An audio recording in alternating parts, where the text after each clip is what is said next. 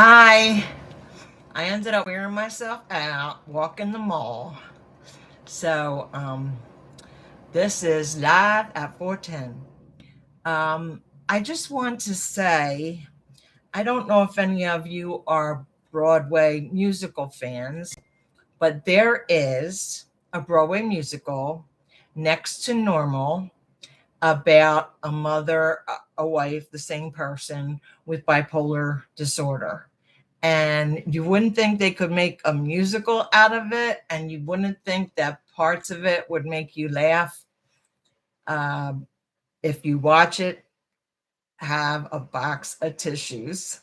It really helps, even though I doubt the lead actress is bipolar, but she gives the composure of it. She gives the ups and downs.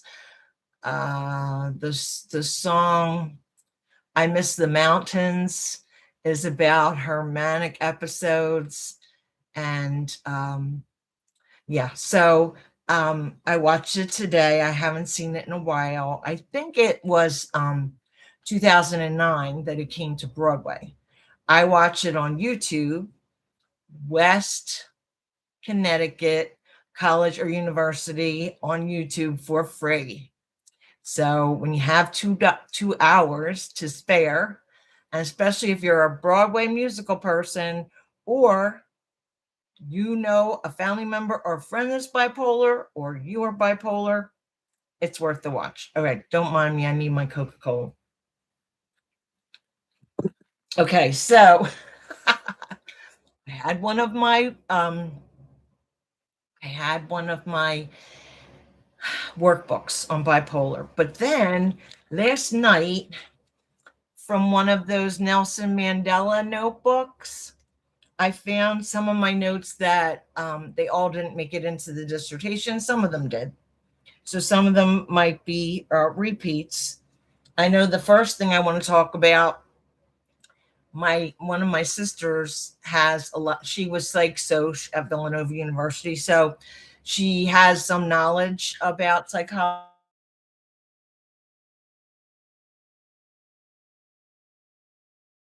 before, but really something any can do. So here we go. The patient or the therapist discover the problem and create a goal to solve it. And this is how you do. A particular technique is called the miracle question. The therapist asks the patient that if one might if there might be a miracle that happens while you're sleeping that solves the problem, how would you know it was solved when you wake up? And what would be the difference? This comes from Castro Gutterman, 2008. It is incredible. It is incredible. You can just be a person. Think of a question about your life. Just one point, okay? Like that you would change. Then sleep. Then when you wake up, before you go do anything, think of how the world is if that problem was solved. It is so cool. You have to try it once. It's so cool. Okay, so that's the miracle treatment. It's not mine. It's from Castro and Gutterman, 2008. I want to give credit where credit is due. Okay, to review cognitive behavioral therapy, I looked at Cahill et al. That means there's more than one author, for 2005, dealing with PTSD. Let me think. Well, it's what happens if you're shot, if somebody shot near you, if you're in a war, post trauma something disorder. It's not coming to me. Another brain freeze today. Okay. They should have CBT, cognitive behavioral therapy, including a fixed number of sessions depending on the patient. And they recommend 8 sessions. But you know what? I don't have PTSD, but I think it would take more than 8 sessions to get some normalcy back in your life. Okay, so that's a lot of okay, Milkowitz is one of my workbooks. So I'll bring that workbook tomorrow and I'll date it again. And but this comes from there. And this is how you find out if you have an illness. A 2-week period where there needs to be a minimum of for 5 symptoms. His list is phrased as depressed mood, loss of interest, weight loss, or change in appetite, a loss of energy or fatigue, motor agitation, less of concentration, feelings of worthlessness, insomnia, and I can't read my own writing.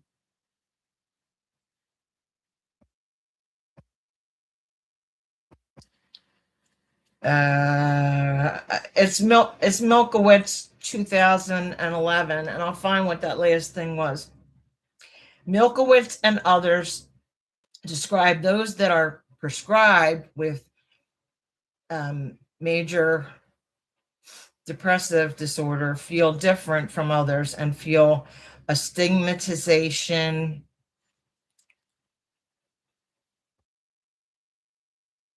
in the society. Okay.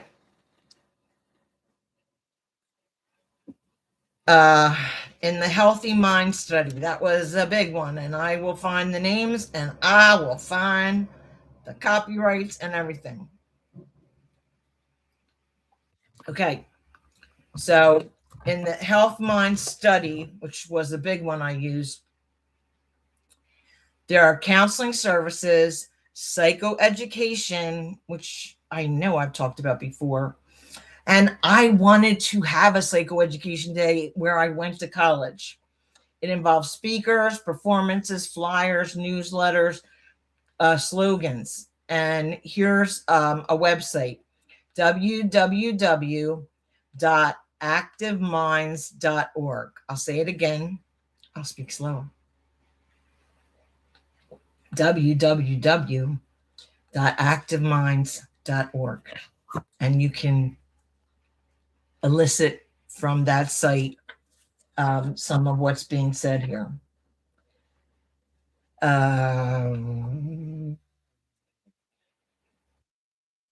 Oh, I think this is a continuation. Let's see if the color pen is the same. Yes, it is. It's purple pen, so it has to go with the other. Okay, so pamphlets, peer support, international studies need help, accommodation letter from doctor, 50% more time for exams. Oh, these are some of the things a collegian could use. Access to a computer, autocorrect, breathing exercises, medication, supportive peers. I think that has to do with college work or exams. It comes from Hurst, HURST, N, 2021. Okay. Now, this is a bigger amount. And once I see it go close to 18 minutes, I won't do anymore. I will save it till tomorrow. Yeah. All right. So,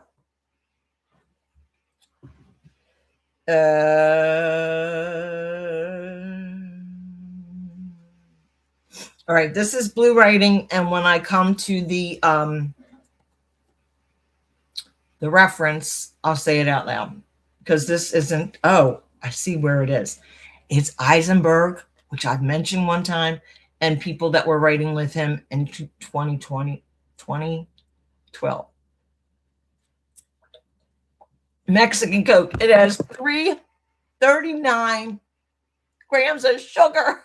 And the American bottled Coke only has 20. So if I'm going to treat myself, I'm going to have sugar. Okay. Previous research has shown that mentally ill college and university students are the most vulnerable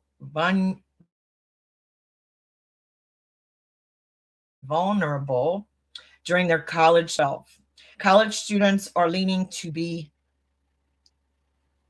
taking on new responsibilities. That's if you go away to school. I went away to school, the best thing. In a new social environment, this presents mental ill college and university students significantly more stressed than their counterparts who don't have a mental illness. Okay, this goes back to CBT. These weren't all in a row. I pulled out what I wanted to save. I saved the cover with Nelson Mandela's quote, but I have to start letting go of some things now that I have a bound dissertation that's got the important things. Okay. The relationship between patient and therapist is magnified. A patient's individual circumstances and preferences are highlighted. Some group therapies combining into play here are group acupuncture. I don't mention that, I don't think, at all in my dissertation. Mindfulness, I spent a whole episode on that. Meditation, yoga, therapy, and Tai Chi. I never said Tai Chi before. Tai Chi comes from an ancient Chinese tradition. It was originally for self-defense. I'm going to save that back for another day because this might flow. Tai Chi, remember that. If you have to look up, I'll tell a personal story. I took one karate lesson, and my girlfriend and I were quite the chatty ones. And we took karate for one lesson. I dropped all my notes. I'll have to pick them up. So you had to do this and do this, but we couldn't stop talking. So eventually we got, no, before we got thrown out, we were told to do push-ups on our knuckles. I guess the push-ups on our knuckles really made us not want to go back. Oh my goodness. So that's all I know about this might be in disorder. That's all I know about self-defense. Probably shouldn't be chatty for any of them. Crack myself up. Okay. This is a therapy that I don't think we mentioned before. Social skills training, SST. If you're taking my channel like a course, you ought to put all these initials somewhere with what they mean, because they keep coming up. Young people with mental illness become removed from their peers. They have difficulty achieving adult milestones, including marriage, higher education, dating, and safety training. Bellack, Bellack, 2002.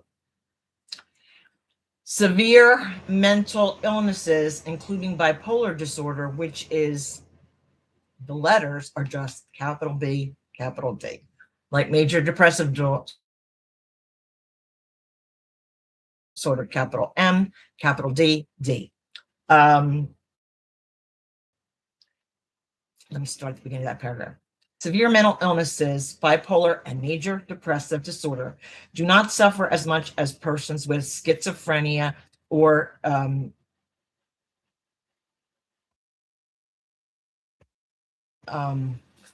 schizophrenia. And then they go back to SST, social skills training, can be helpful in all of the circumstances mentioned here. I'm going to keep putting I'm going to keep putting information on suicide aside because I was really hoping that I never had to cover it. But once I picked something on mental illness, so there's two things. I'll mention them now. And if I ever do any, this is enough of a definition for you to meet. There's suicide and suicide ideation. Okay.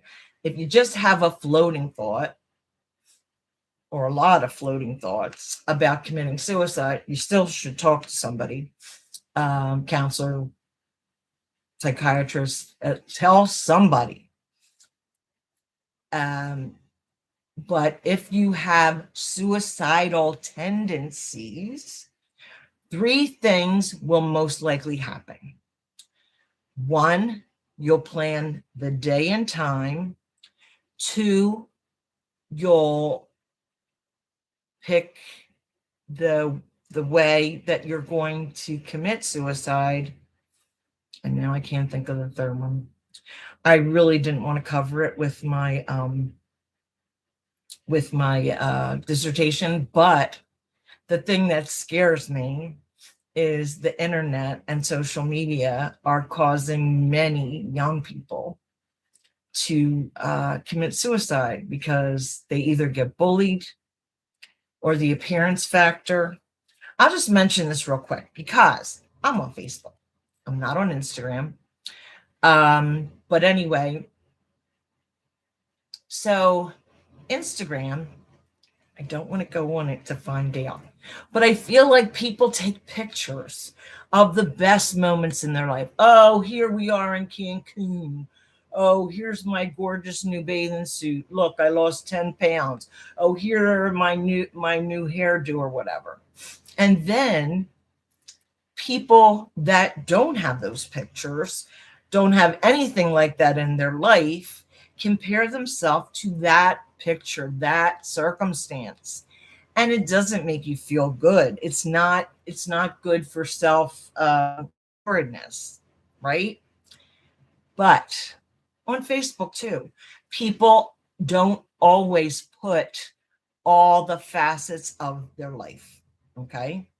And the thing you have to be careful of is, I'm not doing so well. I drive a Ford Fusion and somebody's driving a Ferrari. You know what I mean? Like you can't let yourself compare anybody to you. You are the best you can be today. And tomorrow you'll be the next best. If you keep trying, you'll be the best person tomorrow. That's the only person you have to compare yourself to. And I'm not afraid. I have like too much ego, but I don't want to go on Instagram and try to compete for the picture from another country because I've never been out of the United States. And the only place I go on vacation is New Jersey Shore. But anyways, so whatever you do, I'm only on Facebook. I think they somehow kicked me off of X. It took me so long to find a name that hasn't been repeated like all over the world a million times. If you know how to spell my name and you ever put me in, you wouldn't get to me for like a gazillion people with my name because it's my first name is very common and my last name is very common. My maiden name, there's only like maybe 25 people because my grandfather changed his name from Lithuanian. He picked 5 letters and that became my maiden name. So, yeah. So my brother was the only one could pass on the name. He had 3 sons. Each of them have a son. So, going that way until all the daughters and granddaughters get married. Well, my brother didn't have any daughters, but till all the grandkids, girls, if they marry and have a different last name or whatever, the last name that my grandfather invented, there weren't many of us. But actually, I feel like my mother knew because she named me a very Irish name. And I married someone with a very Irish name. Very pleased to have it. But I also enjoyed my grandfather's name. And I guess I'll just throw in the Lithuanian version, Musheus. It's got J's and Y's, but you know what? I would have been so proud because I'm proud of all the heritage that I have. And I'm not going to tell you the 5 letters. Okay. Mexican Coke, 39 grams of sugar. So I hope today you were the best you could be. If not, try the miracle strategy. Take one problem or situation that you don't like in your life. Sleep. You're not getting the answers in your sleep. When you wake up, look at your life as if that is solved, and then find out the array of things around that. It's really quite extraordinary for anyone. Mental illness, everybody. So this is 22 minutes and 17 seconds. So I'm going to say goodbye. Have a great night, and I'll see you tomorrow at live at 5 or 4, whatever it was today. Bye.